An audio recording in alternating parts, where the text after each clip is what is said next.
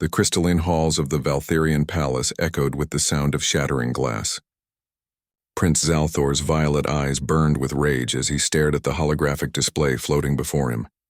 His scaled hands clenched into fists, each finger ending in a razor-sharp talon that could slice through steel like butter. "Impossible," he hissed, his forked tongue flickering between his fangs. "A human? A mere human has defeated my champion in the arena of trials?" The prince's advisor, an elderly Valtherian named Kordax, bowed low, his own scales dulled with age. "It is true, Your Highness. The human boy from Earth showed remarkable resilience. He survived 3 rounds against our finest warriors." Zalthor whirled around, his long serpentine tail sweeping across the floor and knocking over several ornate vases. They crashed to the ground, their fragments scattering like stars across the polished stone. The other nobles in the chamber stepped back nervously. Everyone knew the prince's temper was as deadly as his bite. "What is his name?" Zalthor demanded, his voice dropping to a dangerous whisper. "Marcus Chen, Your Highness. He is 17 standard years old. He came to our world as part of the diplomatic exchange program between Earth and the Valtherian Empire." The prince laughed, but there was no humor in the sound. It was cold and cruel, like wind whistling through a graveyard. "A child. Earth sends us a child, and this child humiliates my finest warrior in front of the entire court?" Kordax remained silent. There was nothing safe to say when the prince was in such a mood. The advisor had served the royal family for 60 cycles, and he had learned when to speak and when to keep his thoughts locked behind his teeth. Zalthor began pacing, his ceremonial robes flowing behind him like liquid shadow. The palace was located on the highest peak of Valther Prime, and through the massive windows one could see the 3 moons rising over the purple oceans far below. But the prince saw none of this beauty. His mind was consumed with thoughts of revenge. "My father invited these humans here as a gesture of peace." Zalthor spat the words like poison. "He believes they can be our allies. But I see the truth. They are weak, soft creatures who breathe poison air and die if their fragile skin is exposed to our sun for too long. They have no venom, no natural weapons, no scales to protect them. They are prey, nothing more." The nobles murmured in agreement, though some looked uncertain. The truth was that Earth had surprised many in the Galactic Council. Despite their physical weaknesses, humans had developed technology that rivaled even the ancient Valtherian Empire. Their ships were fast, their weapons were deadly, and their warriors fought with a ferocity that seemed to contradict their soft appearance. But Prince Zalthor refused to see this. To him, Marcus Chen's victory was not a display of skill or courage. It was an insult, a stain on his honor that needed to be washed away with blood. "Where is the human now?" the prince asked suddenly. "In the guest quarters, Your Highness. He is resting after his battle. The physicians say he sustained several injuries, though nothing life-threatening." A cruel smile spread across Zalthor's face, revealing rows of needle-sharp teeth. "Good, let him rest. Let him feel safe. Tomorrow I will challenge him personally." Kordax's eyes widened. "Your Highness, the law forbids members of the royal family from participating in the arena of trials. It is considered beneath your station." "Then I will invoke the right of vengeance," Zalthor declared. "My honor has been stained by this human's victory. I have the right to challenge him to a hunt."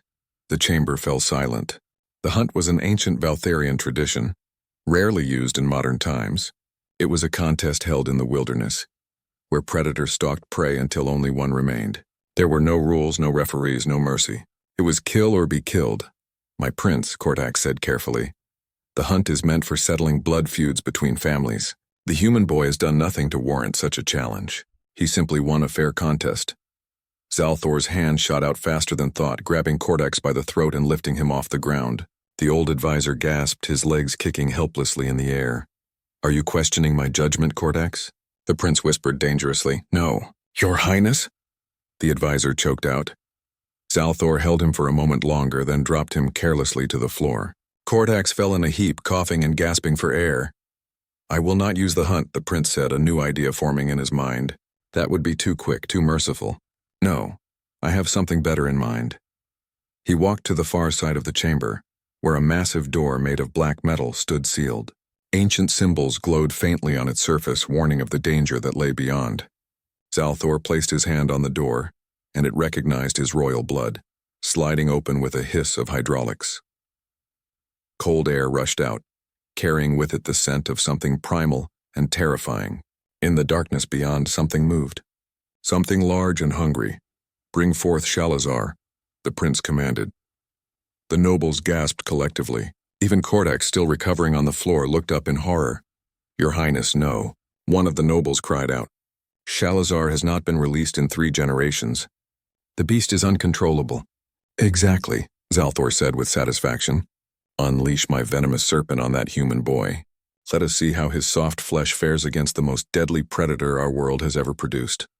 From the darkness came a sound that made every person in the chamber freeze in primal fear. It was a hiss, but magnified 1,000 times, so deep and resonant that it vibrated through their bones. Red eyes opened in the blackness, each one as large as a person's head. Shalazar was waking from its slumber, and someone was about to die. Marcus Chen lay on the medical bed in his quarters, staring at the ceiling with tired eyes. Every muscle in his body ached from the fight in the arena of trials. The Valtherian healing technology had mended his broken ribs and closed his wounds, but the exhaustion remained. He felt like he had been hit by a truck, then backed over for good measure. The room was luxurious by any standard, with walls made of some kind of luminescent crystal that provided soft, comfortable light. The bed adjusted automatically to support his body, and the air was filtered to match Earth's atmosphere perfectly. But despite all this comfort, Marcus could not relax. Something felt wrong. He had seen the way Prince Zalthor looked at him after the fight. Those cold violet eyes had promised violence and pain. Marcus was no stranger to hostile stares. Growing up in the rough neighborhoods of San Francisco, he had learned to read danger in people's faces. And the prince's face had been a billboard of murderous intent. A soft chime announced a visitor. Marcus sat up carefully, wincing at the protest from his sore muscles. "Come in," he called out. The door slid open to reveal Ambassador Sarah Mitchell, the head of Earth's diplomatic mission to Valthar Prime. She was a tall woman in her 50s, with gray hair pulled back in a tight bun and sharp, intelligent eyes that missed nothing. Behind her stood 2 human security guards in dark suits, their hands resting on weapons that probably would not do much against a Valtherian, but made everyone feel better anyway. "Marcus," the ambassador said, her voice tight with concern. "We need to talk." "That doesn't sound good," Marcus replied, swinging his legs off the bed. His feet touched the cool floor, and he stood up slowly, testing his balance. Ambassador Mitchell dismissed the guards with a gesture, and they stepped outside, closing the door behind them. She moved to the window, looking out at the alien cityscape below. The buildings of the Valtherian capital stretched for miles. All spires and curves, nothing like the rigid geometric architecture of human cities. "You impressed a lot of people today," she began. "The way you fought in the arena showed courage and skill. Earth can be proud of you, but," Marcus prompted. He could hear the unspoken word hanging in the air. The ambassador turned to face him. "But you also humiliated Prince Zalthor. His champion was supposed to demonstrate Valtherian superiority. Instead, a human teenager made their warrior look weak." Marcus felt a cold knot form in his stomach. "I didn't mean to cause a political incident. I was just trying to survive. They told me the fight would be a friendly exhibition, testing my skills. Nobody mentioned that losing might get me killed." "The Valtherians have a complicated culture," Ambassador Mitchell explained, moving away from the window.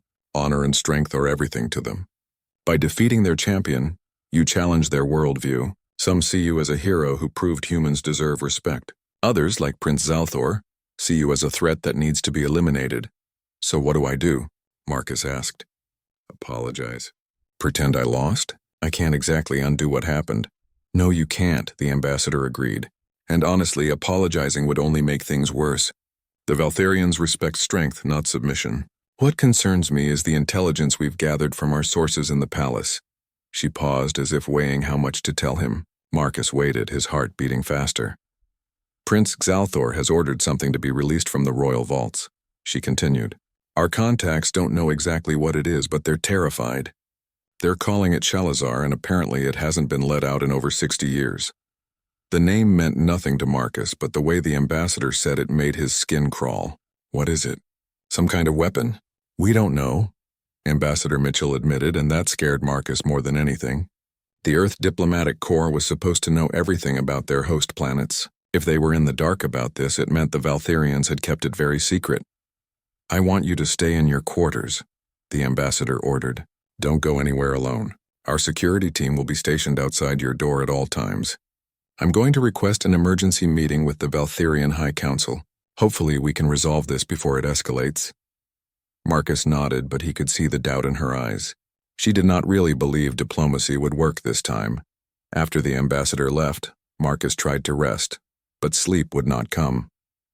His mind kept racing, imagining what this Shalazar might be. A bioweapon? A killer robot? Some kind of super soldier? Hours passed. The light from the windows shifted as Valthar Prime rotated, and the 3 moons rose higher in the sky.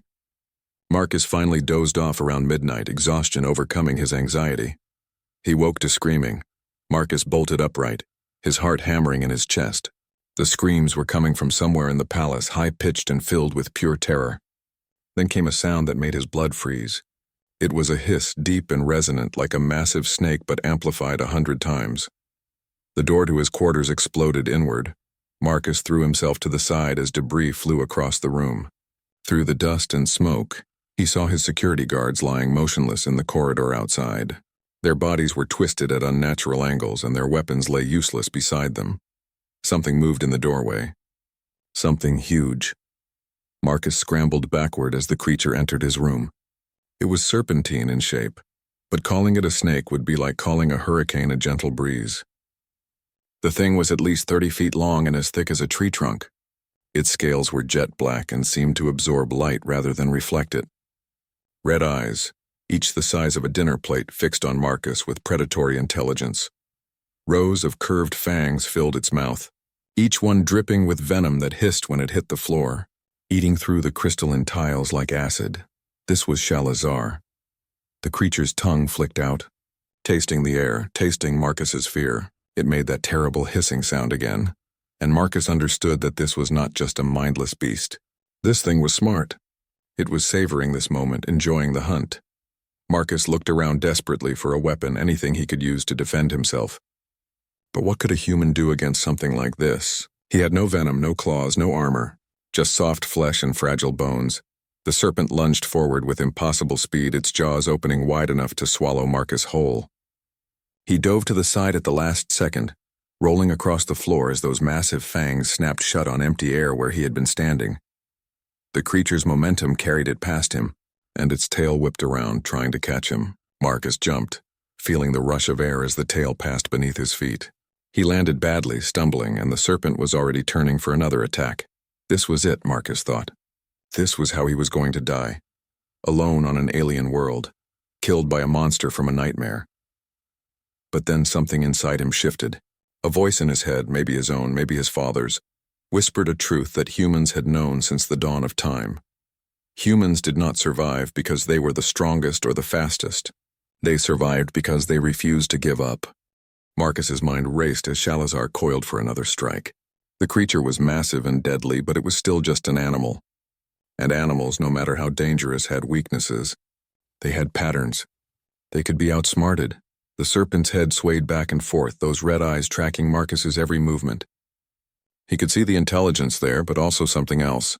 Hunger. The beast had been locked away for decades, probably fed just enough to keep it alive. Now it was starving, and Marcus was meant to be its meal. "Okay, think," Marcus muttered to himself, backing toward the window. "What do I know about snakes?" His mind flashed back to a documentary he had watched as a kid. Snakes relied on their sense of smell and heat vision. They were ambush predators built for short bursts of speed but not for long chases. And, most importantly, they were cold-blooded. Temperature affected everything about them. The window behind him showed the alien night, and through it, Marcus could feel cold air seeping in. Valthar Prime's atmosphere was breathable for humans, but the nights were freezing, dropping well below zero. The building's environmental systems kept the interior warm, but outside was a different story. Shalazar lunged again, and this time Marcus was ready. He grabbed a piece of the broken door and threw it at the creature's face. The wood bounced harmlessly off those armored scales, but it bought him a second. He dove through the shattered doorway into the corridor beyond. The serpent followed, its massive body flowing through the opening like liquid shadow.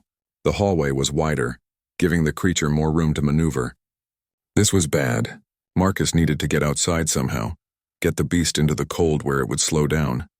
He ran down the corridor, his bare feet slapping against the cold floor. Behind him, he could hear the serpent pursuing, its scales scraping against the walls as it moved with terrifying speed. The palace was like a maze, all twisting corridors and rooms that looked identical. Marcus had no idea where he was going. He just knew he had to keep moving. A Valtherian servant appeared from a side passage carrying a tray of something. The alien took one look at the serpent bearing down on them and dropped the tray, running in the opposite direction while making high-pitched sounds of panic. Smart choice. Marcus spotted a stairwell leading upward and took it, climbing 3 steps at a time. Maybe he could reach the roof, find a way to escape. But halfway up he realized his mistake. He was trapping himself, getting farther from any exit. The serpent's head appeared at the bottom of the stairs and Marcus felt his hope crumble. The creature began sliding up after him, moving just as easily on the stairs as it had on level ground. At the top of the stairwell was a door marked with Valtherian symbols Marcus could not read. He slammed into it with his shoulder, praying it was not locked. The door flew open and he stumbled into a room filled with strange equipment. It looked like some kind of environmental control station, with pipes and conduits running everywhere. Marcus's eyes locked onto a large pipe marked with a symbol he did recognize from the safety briefing. It was the coolant line for the palace's climate system.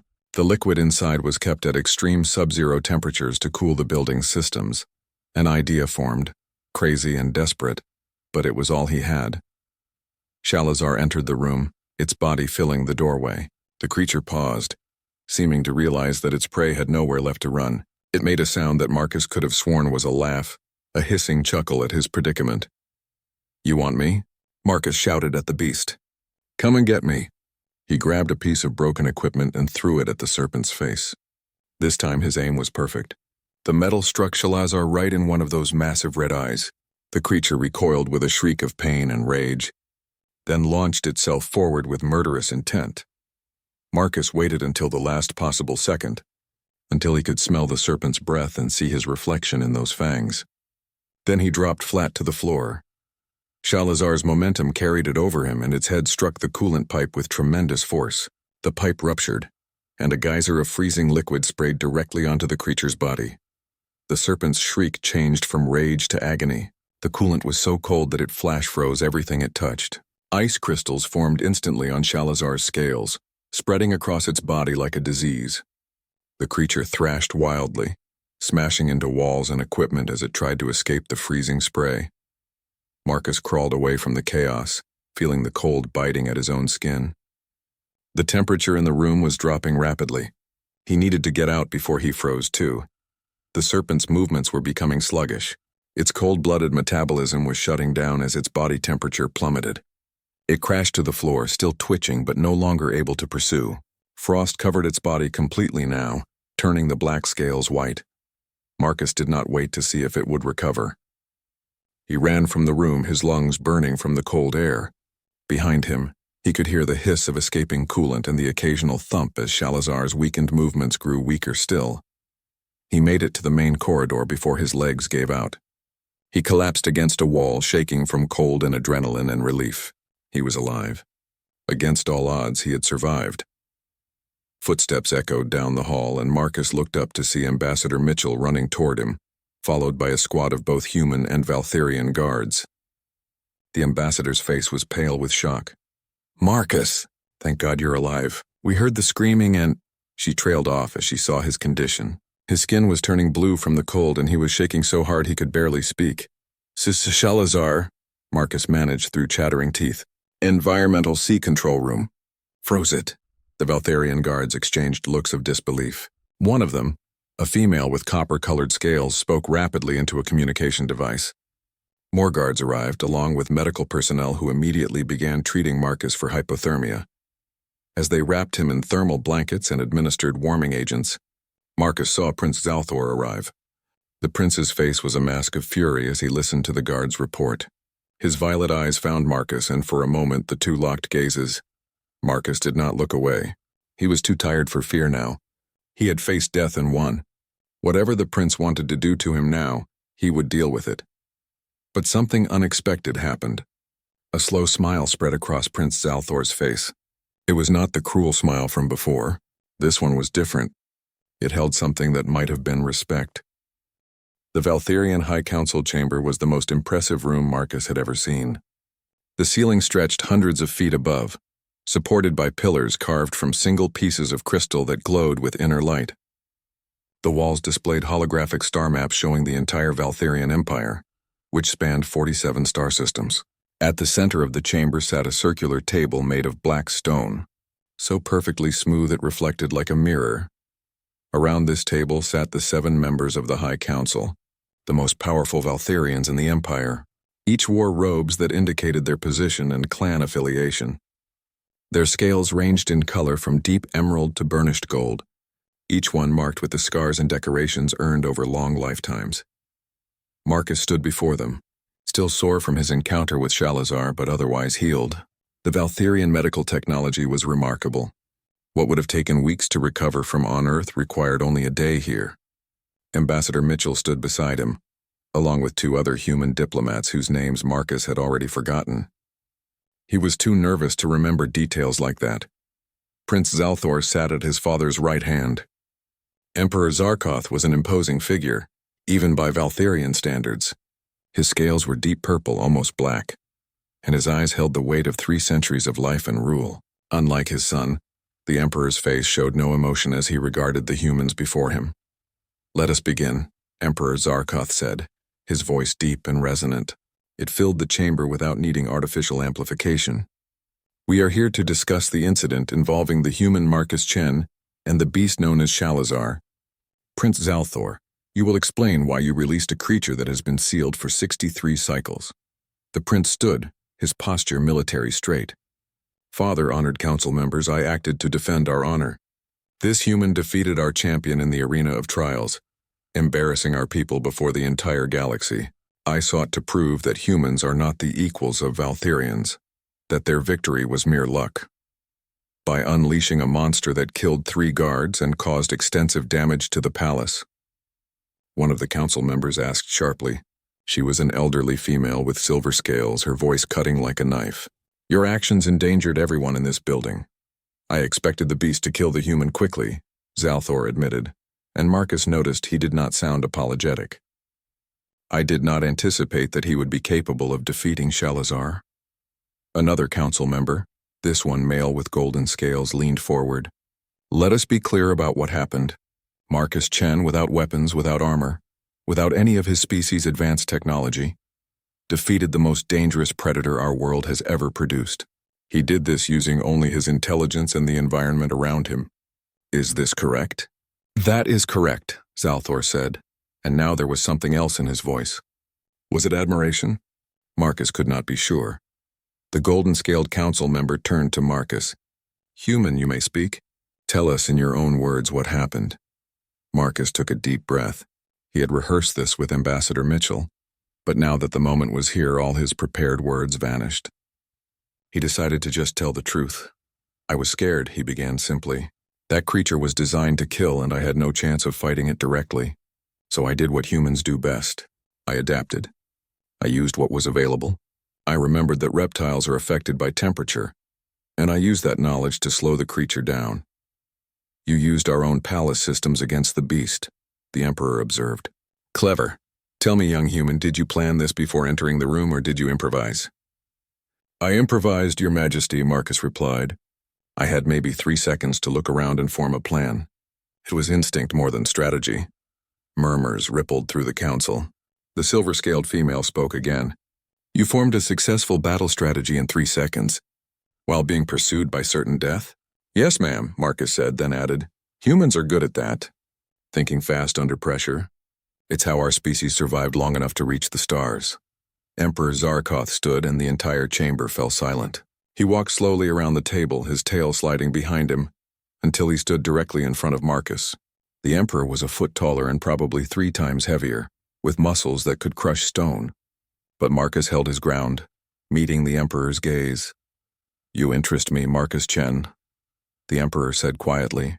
"My son sought to prove human weakness, but instead he has demonstrated human strength. Not the strength of muscle or venom or armor, but the strength of mind. The strength to survive against impossible odds." He turned to address the full council. The Valtherian Empire has existed for 5,000 years. In that time, we have conquered worlds, built wonders, and perfected the art of war. We have always believed that we were superior to all other species, but perhaps we have grown arrogant.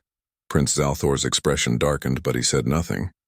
Humans are different from us, the Emperor continued. They are physically weak, yes.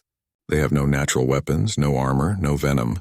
They die easily, but they have something we may have lost. They have the ability to adapt, to overcome, to survive in any environment against any threat. This makes them formidable. The Emperor returned to his seat.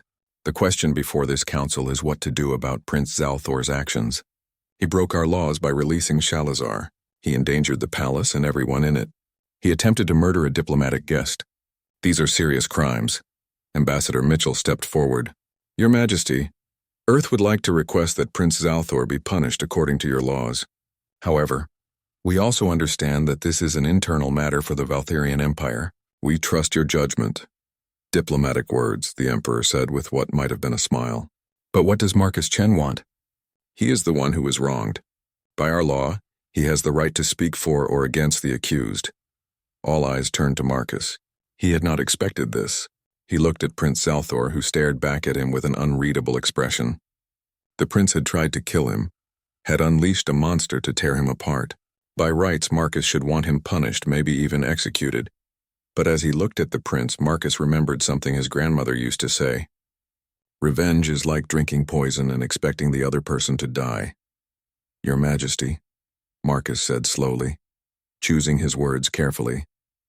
On Earth we have a saying, don't waste a good mistake. Prince Zalthor made a mistake.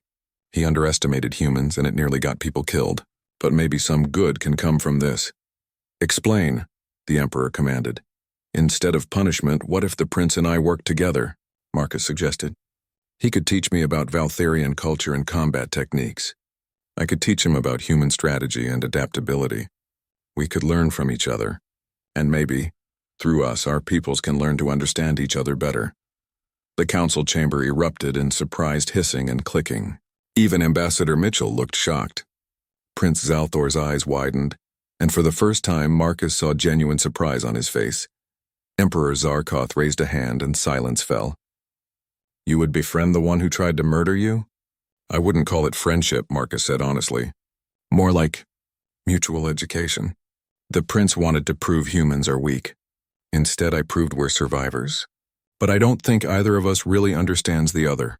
Maybe it's time we change that. The Emperor sat back in his throne, his expression thoughtful. A bold proposal, and an unexpected one. 3 weeks had passed since the council meeting, and Marcus was beginning to regret his generous offer. Again, Prince Zalthor commanded, his voice sharp as broken glass. And this time, do it correctly. Marcus groaned but got back to his feet. His entire body ached from the training session. The Valtherian combat style was brutal, designed for beings with natural weapons and armored scales. Trying to adapt it to a human body was like trying to teach a fish to climb a tree. They were in one of the palace training rooms, a large space with padded floors and walls. Holographic targets floated in the air, and various weapons hung on racks around the perimeter. The prince had insisted on starting with unarmed combat, which meant Marcus spent most of his time being thrown around like a rag doll. The problem is your stance, Zalthor explained, demonstrating the proper position. His legs were spread wide, his center of gravity low, his tail providing additional balance that Marcus simply did not have. You stand too upright. You make yourself an easy target. I'm upright because I don't have a tail to balance me, Marcus pointed out, trying to mimic the prince's stance and nearly falling over in the process. Zalthor's forked tongue flickered in what Marcus had learned was amusement. Over the past weeks, he had gotten better at reading Valtherian body language. It was subtle, but there were tells. The angle of the head, the position of the tail, the dilation of the pupils. Then we must adapt the technique, the prince said, moving to stand behind Marcus. He adjusted Marcus's posture with surprisingly gentle touches, lowering his center of gravity differently. Humans have better forward mobility than we do. Your legs are designed for running while ours are built for striking. Use that advantage. Marcus tried the stance again. It felt more natural this time, more stable. Like this? Better, Zalthor acknowledged. Now when I strike, you will move forward, not back. Use your momentum to get inside my reach. The prince attacked, his arm moving with that terrifying Valtharian speed. But Marcus was ready this time. He ducked under the strike and stepped forward just as instructed. For a brief moment he was inside the prince's guard, close enough to strike at vulnerable points.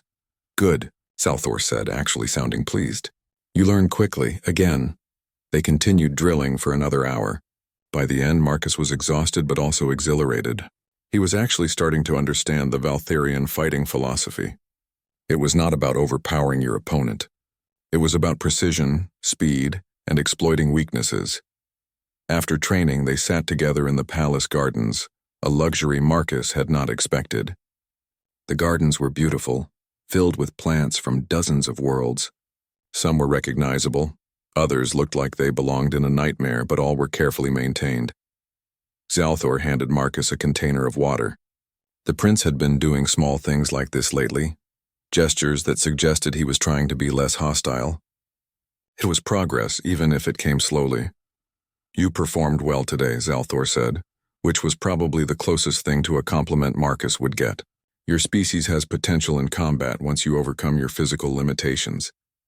Thanks, I think, Marcus replied, drinking deeply. Though I have to say your teaching methods are intense. On Earth we usually start beginners with something less painful. Pain is an excellent teacher, the prince said matter-of-factly. It teaches you not to make the same mistake twice. Marcus could not argue with that logic even if he did not particularly enjoy the methodology. I have a question, Zalthor said suddenly. When you faced Shelazar, you said you were scared. But you did not run away. You did not freeze. You fought using whatever tools were available. Why? Marcus considered the question carefully. It was the first time the prince had asked him something personal, something that was not about combat technique or human physiology. Because giving up wasn't an option, Marcus finally said. Humans don't have venom or claws or armor. We're not the biggest or strongest or fastest. But we have something else. We have stubbornness. We have the refusal to accept defeat. He looked up at the alien sky where the 3 moons were beginning to rise. My ancestors lived in caves, afraid of every shadow. They had to fight predators that were bigger, faster, and stronger. Saber-toothed cats, cave bears, giant wolves. By all logic, humans should have gone extinct. But we didn't. We survived because we refused to give up. We learned. We adapted. We used our brains to overcome what our bodies couldn't handle. Zalthor listened intently, his violet eyes fixed on Marcus. This is why your species reached the stars despite your physical weakness. Exactly, Marcus agreed. We didn't let our limitations define us. We worked around them. We built tools. We created technology. We turned our weaknesses into strengths. The prince was quiet for a long moment. Then he said something that surprised Marcus. I misjudged your people. I thought physical power was all that mattered. But you have shown me a different kind of strength. The strength of will. The strength of mind. These are not things I was taught to value. Your father values them, Marcus pointed out. The Emperor sees the bigger picture. My father is wise, Zalthor admitted. But I am young and foolish. I let my pride blind me to the truth. He turned to look directly at Marcus. I owe you an apology, Marcus Chen. I tried to kill you because my ego was wounded. That was dishonorable. I am sorry. Marcus blinked in surprise. A Valtharian prince apologizing to a human was probably unprecedented. I accept your apology, he said. And for what it's worth, I think you're learning too. You're not the same person who unleashed Shelazar on me. No, Zalthor agreed. I am not. You have taught me humility. That is a valuable lesson, even if it was painful to learn. They sat in comfortable silence for a while, watching the garden's bioluminescent flowers begin to glow as night fell. Marcus realized that something had shifted between them. They were not friends exactly, but they were no longer enemies either. They had found a middle ground built on mutual respect. Tomorrow, Zalthor said, breaking the silence, I want to try something different. Instead of me teaching you Valtharian combat, you will teach me human strategy. I want to understand how you think, how you plan, how you turn disadvantages into advantages. Really? Marcus asked, surprised again. The prince was full of surprises today. Really, Zalthor confirmed. If I am to be a worthy leader someday, I must understand all types of warfare, not just the kind that relies on physical superiority. The galaxy is changing, Species like yours are proving that strength comes in many forms. I need to adapt just as you adapted to survive Shalazar. Marcus smiled. I'd be happy to teach you. Though I warn you, human strategy can be pretty underhanded sometimes. We fight dirty when we have to. Good, the prince said with a predatory grin. I want to learn that too. The next morning, they met in a strategy room instead of the training arena. Marcus had prepared a presentation using Valtherian holographic technology, which was far more advanced than anything on Earth. He displayed historical battles from human history, showing how weaker forces had defeated stronger ones through clever tactics. This is the Battle of Thermopylae, Marcus explained, showing a three-dimensional recreation of the ancient battlefield. 300 Spartan warriors held off an army of thousands by using a narrow mountain pass. The enemy had superior numbers, but the terrain negated that advantage. Zalthor studied the hologram intently. They used the environment as a weapon, just as you use the coolant system against Shalazar. Exactly, Marcus confirmed. Humans have been doing this for thousands of years. We look for force multipliers, things that make us more effective than we should be. Terrain, technology, psychology, even weather. Anything that can give us an edge. He cycled through more examples. The Battle of Agincourt, where English longbowmen destroyed French knights. The Vietnam War, where guerrilla fighters outlasted a technologically superior military. The Winter War, where Finnish soldiers held off a massive Soviet invasion using knowledge of the terrain and winter warfare. Your species has been at war for its entire existence, Zalthor observed. You have refined the art of combat in ways we never needed to. Valtherians are naturally strong. We relied on that strength. But humans had to be clever to survive. War shaped us, Marcus admitted. It's not something I'm proud of, but it's true. We fought each other for resources, territory, ideology. We got very good at killing, but we also got good at surviving. Every defeat taught us something. Every victory came from innovation. The prince circled the holographic displays, his tail swishing thoughtfully behind him. Show me more about guerrilla warfare. This concept of using hit-and-run tactics, of never facing the enemy directly. This is cowardly by Valtherian standards, but I see the effectiveness. Marcus pulled up more examples, explaining the philosophy behind asymmetric warfare. It's not about cowardice. It's about recognizing reality. If you can't win a direct fight, you change the nature of the fight. You make the enemy play by your rules instead of theirs. Fascinating, Zalthor murmured, and deeply disturbing. If humans ever became our enemies, we would struggle to counter these tactics. Our military doctrine assumes honorable, direct combat, which is why we shouldn't be enemies, Marcus said seriously. Imagine if we combined Valtherian strength with human cunning. We'd be unstoppable. The grand banquet hall of the Valtherian palace was more magnificent than anything Marcus had ever imagined. The ceiling was a dome of pure crystal that showed the stars beyond, magnified and enhanced so that the entire galaxy seemed to spread overhead. Tables arranged in a spiral pattern held enough food to feed a small army, with dishes from dozens of worlds. The air was filled with the scent of exotic spices and the soft music of Valtherian instruments that sounded like wind chimes mixed with whale song. Marcus stood at the entrance, feeling incredibly out of place. He wore formal clothing that Ambassador Mitchell had provided, a hybrid of human and Valtherian styles that looked impressive, but felt uncomfortable. Every eye in the room turned toward him as he entered, and he could feel the weight of their stares. Hundreds of Valtherians filled the hall, all nobility and high-ranking officials. Their scales shimmered in colors Marcus had never seen before, from deep crimson to pale silver. Jewels decorated their bodies, and their formal robes flowed like liquid as they moved.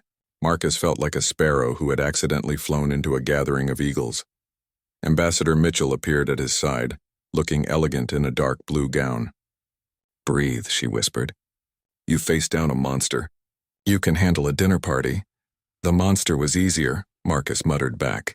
At least it was honest about wanting to eat me. The ambassador suppressed a smile. Just remember, you're representing all of humanity tonight. Show them the same courage you showed when facing Shalazar. Emperor Zarkoth stood at the head of the hall, on a raised platform that gave him a view of the entire gathering.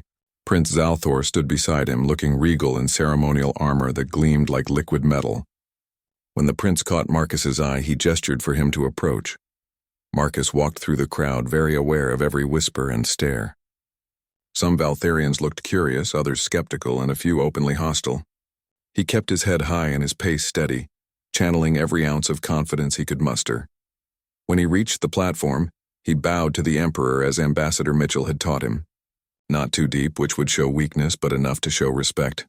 "Marcus Chen," Emperor Zarkoth said, his voice carrying through the hall. "Welcome. You honor us with your presence." "The honor is mine, Your Majesty," Marcus replied, grateful that his voice came out steady. The Emperor gestured to a seat at the high table, right next to Prince Zalthor. This was a significant honor, placing a human among the royal family. Murmurs rippled through the crowd, some approving, others clearly not. As Marcus took his seat, servers began bringing food. The Valtharian dishes were works of art, each one more elaborate than the last. Some Marcus recognized as safe for human consumption. Others he carefully avoided based on the briefings he had received about Valtharian cuisine. Some things that looked delicious were actually highly toxic to humans. "You seem nervous," Zalthor said quietly, leaning toward Marcus. "Is it that obvious?" Marcus asked. "Only to someone who knows what to look for," the prince replied. "Remember what I taught you. Confidence in your movements. Confidence in your purpose. You belong here because I say you belong here, and I am a prince of the realm." Marcus took a breath and straightened in his chair. Zalthor was right. He had earned his place at this table through courage and wit. He had nothing to prove anymore. The dinner proceeded with multiple courses, each accompanied by formal toasts and speeches.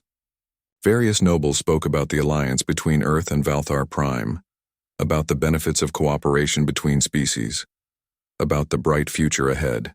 It was all very diplomatic and carefully worded, saying much while committing to nothing. Then Prince Zalthor stood, and the hall fell silent. Every eye turned to the prince, waiting to hear what he would say. "My friends and fellow Valtharians," Zalthor began, his voice strong and clear. "Many of you know what happened several weeks ago. I released Shalazar, the ancient predator, intending to kill our guest Marcus Chen. I did this because my pride was wounded, because I could not accept that a human had defeated our champion in the arena of trials." Shocked whispers filled the hall.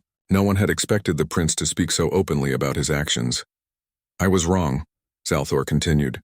"I was blinded by arrogance and ignorance. I believed that physical strength was the only measure of worth, that species without natural weapons were inferior. But Marcus Chen taught me a valuable lesson. He survived Shalazar not through strength but through intelligence. He adapted. He overcame. He refused to surrender." The prince turned to look at Marcus. "In my ignorance, I tried to kill him. In his wisdom, he chose to teach me instead. He could have demanded my punishment. He could have used his victory to humiliate me before the council. Instead, he offered friendship and understanding. That is true strength. That is the mark of a warrior."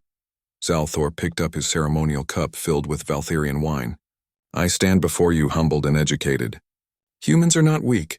They are survivors, strategists, innovators. They have reached the stars despite having none of the advantages we possess. That makes them formidable, and it makes them worthy of our respect." He raised his cup high. "I propose a toast to Marcus Chen, who defeated both Shalazar and my prejudice. May his courage inspire us to look beyond our assumptions and see the strength in all its forms." The hall erupted in the Valtharian equivalent of applause, a rhythmic hissing and clicking that filled the air.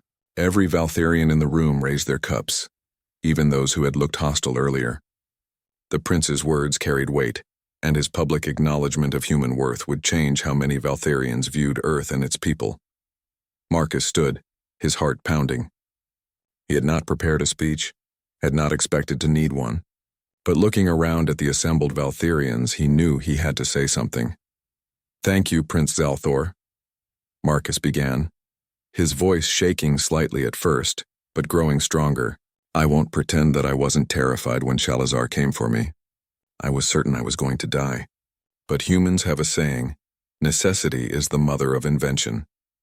When we have no choice but to adapt or die, we find ways to survive." He looked around the hall, making eye contact with as many Valtharians as he could. "Earth wants to be partners with Valthar Prime, not because we're the same, but because we're different. You have strengths we lack. We have strengths you lack. Together we can accomplish things that neither of us could do alone." Marcus raised his own cup. to cooperation, to understanding. To the future we'll build together. The hall erupted in approval again, louder this time. Marcus sat down, feeling like his legs might give out from relief. Ambassador Mitchell, seated farther down the table, caught his eye and gave him a subtle nod of approval.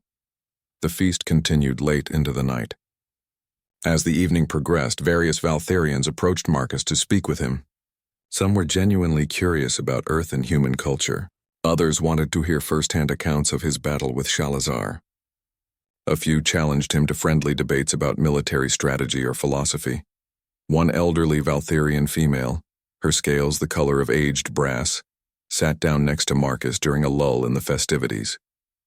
"I am Counselor Shirakal," she introduced herself. "I was one of the council members present at your hearing." "I remember," Marcus said. "You were the one who asked about my battle strategy." "Indeed," she said with approval. "I have been thinking about that day and about what you represent. Tell me, young human, do you know why we sealed Shalazar away 63 cycles ago?" Marcus shook his head. "I assumed it was too dangerous to control."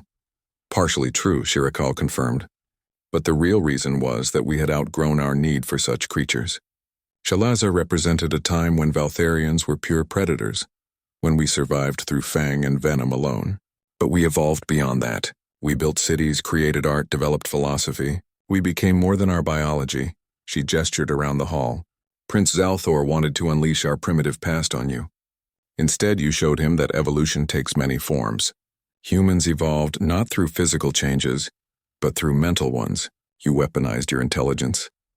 "I never thought of it that way," Marcus admitted. "You should," the counselor said seriously, "because that is what makes your species both fascinating and frightening.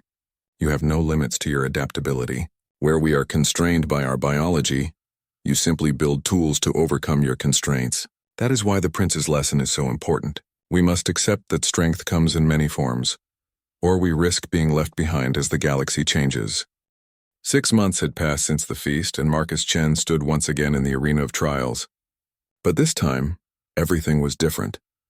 The arena was packed with spectators from dozens of species. Valtharians, of course, but also representatives from the Galactic Council, insectoid Krovar delegates, crystalline Luminar observers, even a few massive Gorath warriors whose species rarely left their high-gravity homeworld. All had come to witness something unprecedented. Marcus wore combat armor designed specifically for him, a joint creation of human and Valtharian engineers. It enhanced his strength without making him dependent on it, provided protection while maintaining mobility, and included dozens of tools and weapons that could be deployed in various situations. It was painted in both Earth Blue and Valtharian Purple, symbolizing the partnership between the two worlds. Across from him, in the center of the arena, stood Prince Zalthor. The prince wore his own ceremonial armor but carried no weapons. Neither did Marcus. This exhibition match was not about who could kill who. It was about demonstrating what they had learned from each other. Ambassador Mitchell sat in the royal box next to Emperor Zarkoth, both looking simultaneously proud and nervous. This demonstration had been Marcus's idea, but the stakes were high. If it went wrong, if either of them was seriously injured, it could damage the fragile alliance between their peoples. "Are you ready, human?" Zalthor called out, his voice amplified across the arena. "As ready as I'll ever be, Zalthor," Marcus called back, using the prince's name rather than his title. They had earned that familiarity through months of training together, learning from each other and slowly building genuine respect. The fight began not with a charge, but with movement. Marcus circled, watching the prince carefully, looking for openings. Zalthor moved with the fluid grace natural to his species, but there was something different now. He did not simply rely on his physical advantages. He watched Marcus too, anticipating, planning, thinking several moves ahead. Marcus struck first, not at the prince but at the ground. He triggered a flash charge built into his armor, creating a burst of light and smoke. In the confusion, he moved to the side, using the arena's terrain to mask his position. This was human strategy. Create chaos. Use the environment. Never fight on your opponent's terms. But Zalthor had learned too. The prince did not charge blindly into the smoke. Instead, he backed away, putting distance between himself and the unknown. He used his superior senses to track Marcus's movement, waiting for the right moment to strike. When Marcus emerged from the smoke, Zalthor was ready. The prince's tail whipped out, but not in a killing strike. It was a feint, drawing Marcus's attention downward while Zalthor's hand moved upward. A classic misdirection. Marcus saw it coming because Zalthor had taught him to look for such tactics. He dropped flat, letting the strike pass over him, then rolled forward in a move that was pure human agility. His momentum carried him past Zalthor's guard, and he planted a hand on the arena floor, using it to pivot and strike at the prince's unprotected side. The blow connected, but Zalthor had already turned it into a counter. He caught Marcus's arm, using the human's own momentum to throw him across the arena. It was a Valtherian technique, but adapted based on what the prince had learned about human mass distribution and center of gravity. Marcus landed hard but rolled with the impact, coming up in a defensive stance. The crowd roared its approval. This was not just a fight.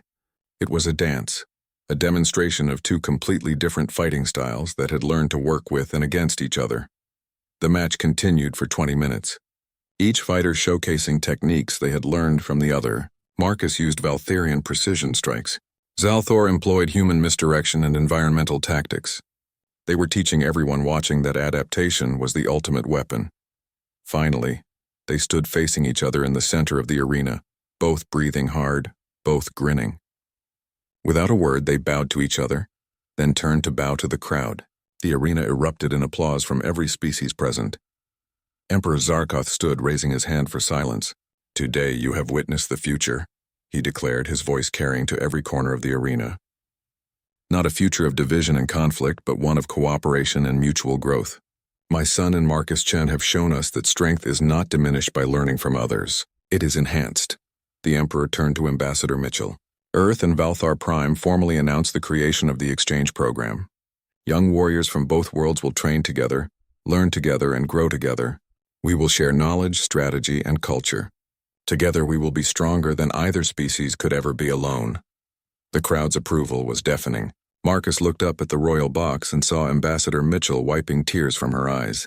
This was what she had worked toward for years. A true partnership between species, not just a political alliance. Later, in the royal gardens where Marcus and Zalthor had first started to understand each other, they sat together watching the sunset.